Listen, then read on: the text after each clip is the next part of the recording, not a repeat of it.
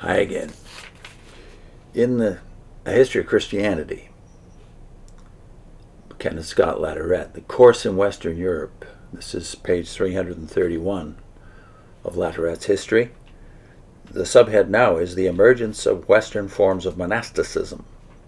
One of the major features of the Europe of these centuries, that is the early to Middle Ages from around 500 to 950, was the extensive spread of monasticism and the development of forms of that movement peculiar to the West.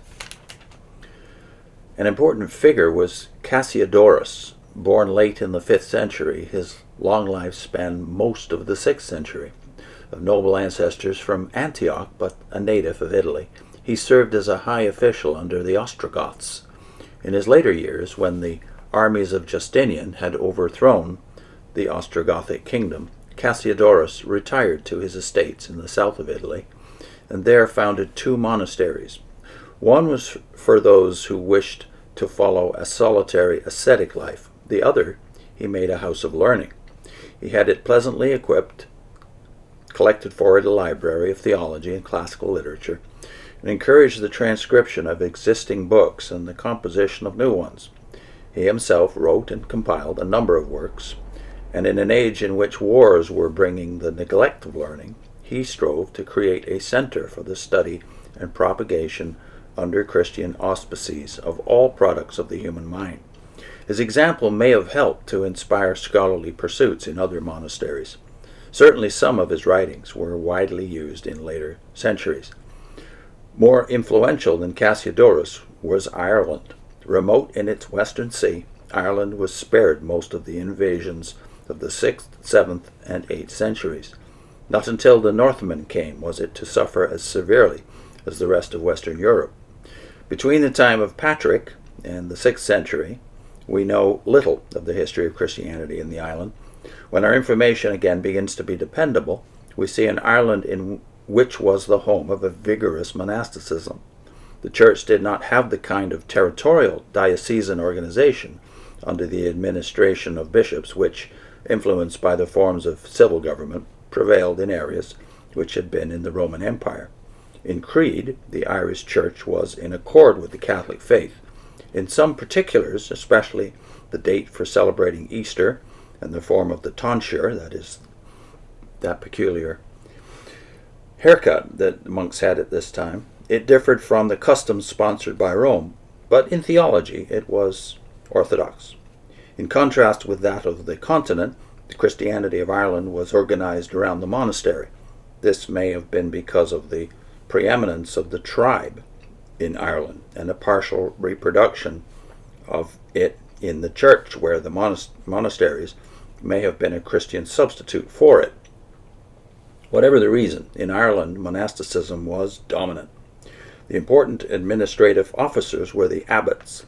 Unless, as was sometimes the case, the abbot was also a bishop, the bishop's only distinctive function was that of ordination. Irish monasteries were centers of learning. The chief subject of study was the Scriptures.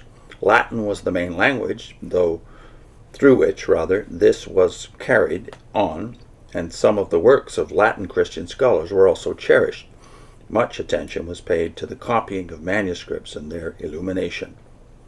An outstanding feature of Irish monasticism, one which we shall have occasion to note more at length later, was the migration of Irish monks to other countries.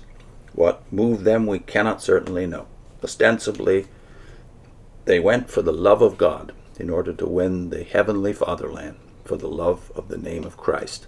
And after the example of Abraham, who at the divine call left his country and his kindred for a strange land. Compounded with this religious urge may also have been a desire to see other peoples, a kind of wanderlust. The Irish peregrini, that's the Italian pronunciation, maybe the Latin is closer to peregrini. The Irish peregrini went far. That is spelled, by the way, Peregrini, related to our word peregrination for wanderings.